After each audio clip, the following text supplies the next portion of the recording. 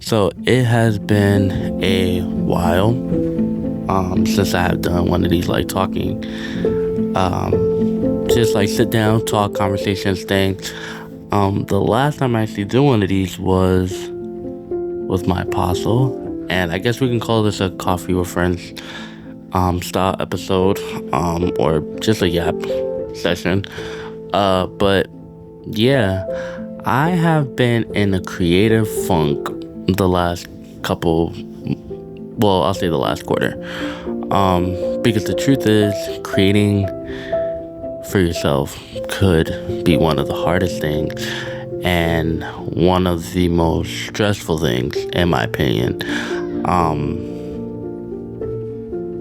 that creators have to endure.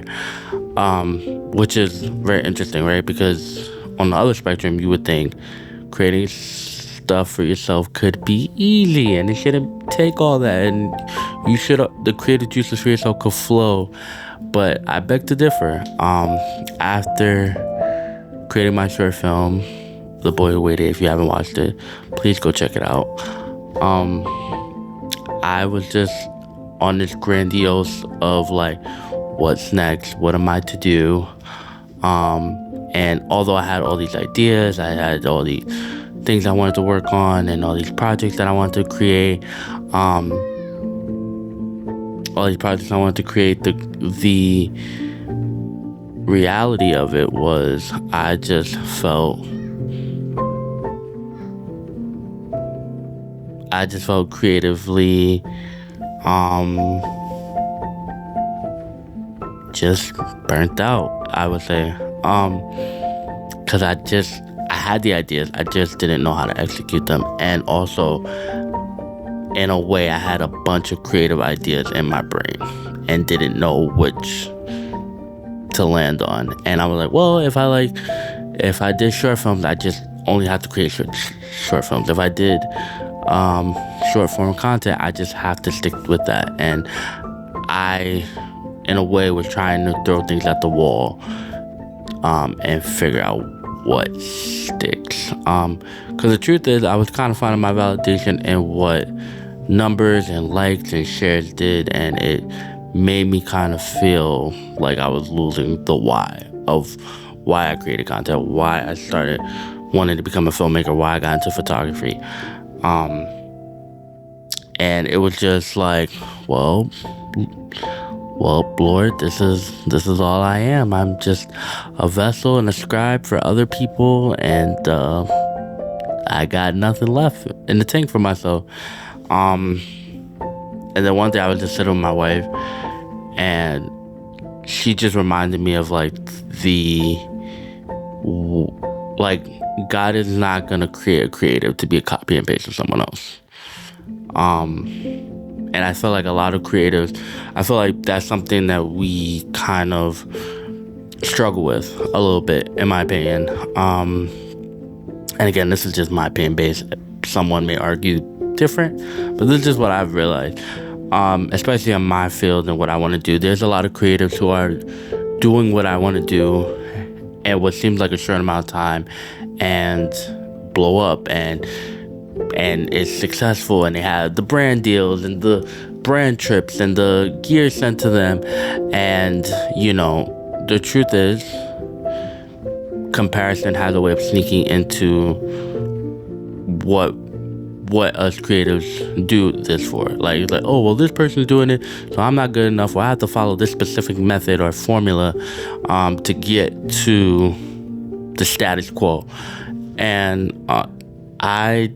I think one of the things that I've learned in this quarter is just kind of creating something and creating a secret sauce that makes you a part of someone's mood board. And what I mean by that is essentially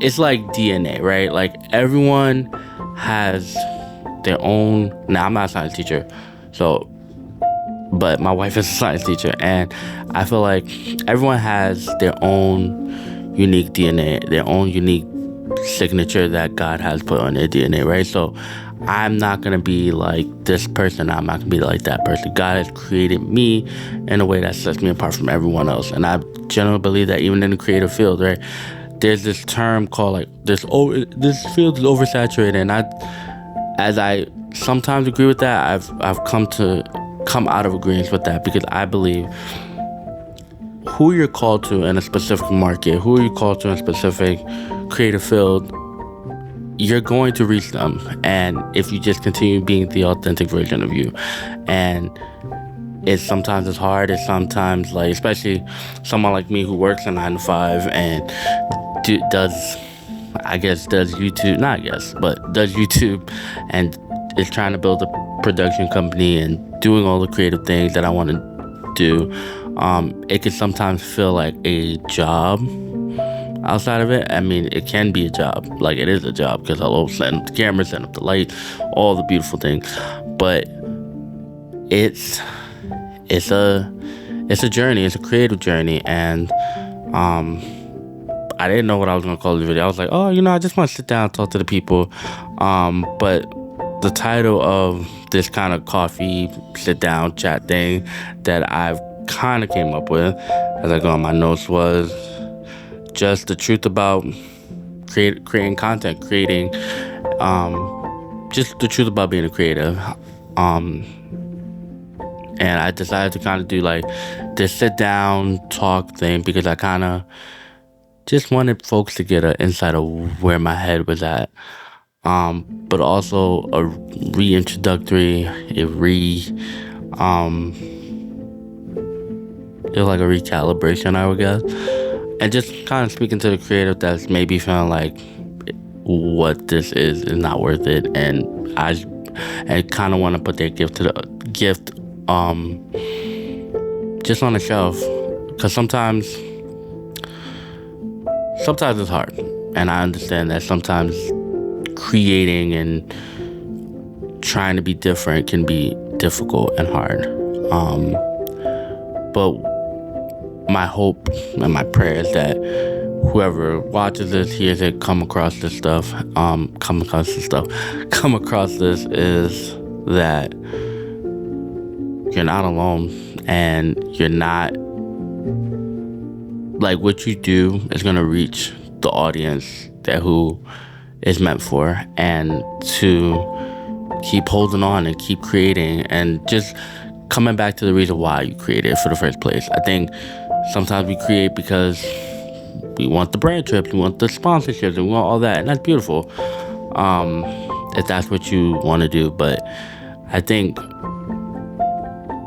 returning to your first love in creating is gonna reignite that fire in you. So this is not a long video, but this is just a coffee with friends, therapy, creative chat, yap session.